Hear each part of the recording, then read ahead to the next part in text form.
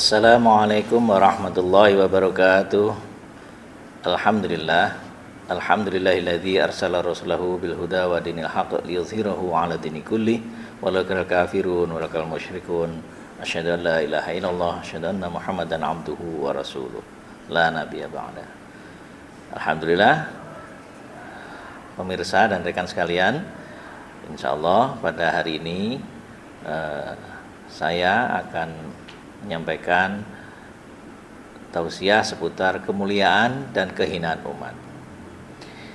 Bahwasanya dalam hadis riwayat Imam Ahmad, Rasulullah sallallahu alaihi wasallam diriwayatkan bersabda, la yablughanna hadzal amru bil balaghil lail wan nahar wa la yatrukullahu baita madarin wala wabarin illa adkhalahullah hadzal din bi'izzin mu'azizin au bidzullilin aizan yu'izzullahu bilal islam wa dzulan yudlilullahu bihi al-kufr, yang maknanya sungguh agama ini, Islam, akan sampai ke semua tempat yang sampai padanya cahaya siang dan malam. Allah tidak akan melewatkan satu rumah pun, baik di kota atau pedesaan, kecuali Allah akan memasukkan agama ini ke dalamnya. Dengan kemuliaan orang yang mulia atau dengan kehinaan orang yang hina.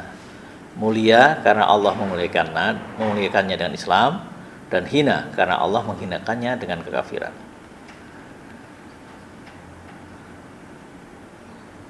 Ikhwan sekalian yang berbahagia, hadis di atas mengingatkan kita bahwa Islam tidak bisa dihalangi, akan tersebar ke seluruh pelosok dunia. Dan yang kedua, kemuliaan akan didapat dengan penerapan Islam. Sebaliknya, kehinaan akan dialami bila menerapkan kekufuran, menggantikan Islam dengan kekufuran. Tentang kemuliaan ini, maka setelah nampak dan juga banyak tercantum dalam buku-buku sejarah bukti yang menunjukkan kemuliaan benar-benar dicapai umat Islam. Periode Khulafaur Rasyidin misalkan, tentang kemuliaan agama, terlindunginya jiwa dan akal, harta serta kehormatan, maka dilanjutkan dalam periode-periode sudahnya. Pada masa Khulafaur Rasyidin itu juga Persia, salah satu dari dua adidaya, ditaklukkan. Pada gilirannya banyak dibuktikan wilayah-wilayah kekhalifahan Islam semakin meluas, bahkan sampai ditaklukkannya Romawi Timur atau yang dikenal dengan Bizantium, atau kita bisa kenal juga dengan Konstantinopel. Dan pada saat itulah Islam mencapai ketinggian peradaban dan ilmu pengetahuan. Nah, bahkan ilmuwan maupun sejarawan non-muslim juga banyak menuliskan sumbangan sarjana-sarjana Islam terhadap ilmu pengetahuan dan teknologi hingga masa kini. Nah, demikian ditunjukkan betul-betul Islam itu apabila diterapkan, maka yang didapat oleh umat Islam adalah kemuliaan.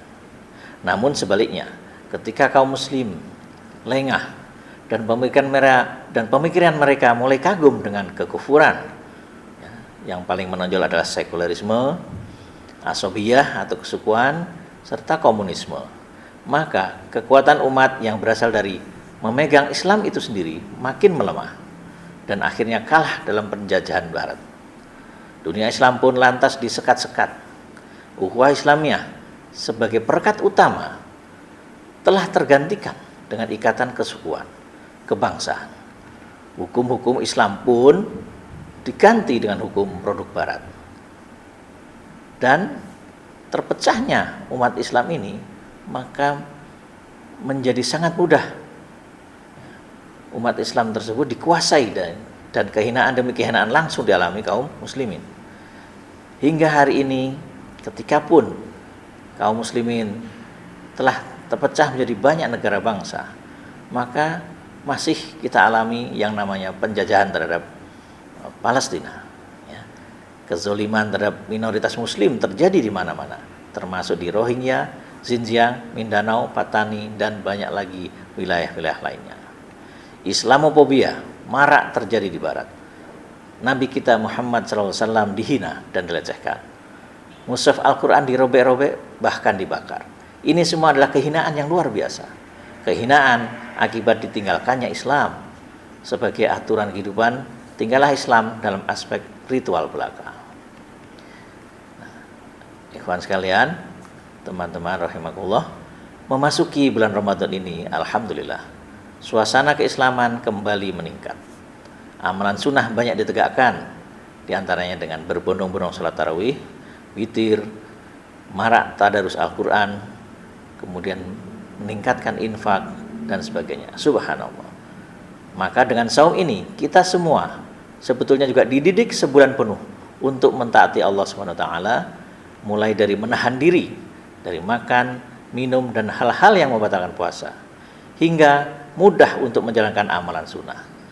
Ini semua pembiasaan agar apabila kita laksanakan sebulan penuh, maka kita pun insya Allah akan menjadi terbiasa menjalankan semua perintahnya dan menjauhi semua larangannya.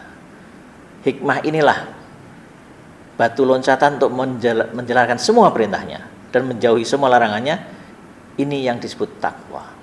Dan sesuai dengan perintah saum Ramadan itu sendiri, tujuan utamanya adalah la'allakum tattaqun.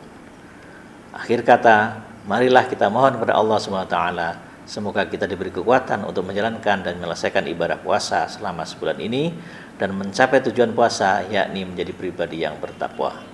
Takwa ini pula yang akan mendorong kita untuk kembali mengamalkan Islam dalam seluruh aspek kehidupan, yang dengan itu kita bermohon kepada Allah, kemuliaan akan kembali didapat oleh umat Islam. Amin ya rabbal alamin.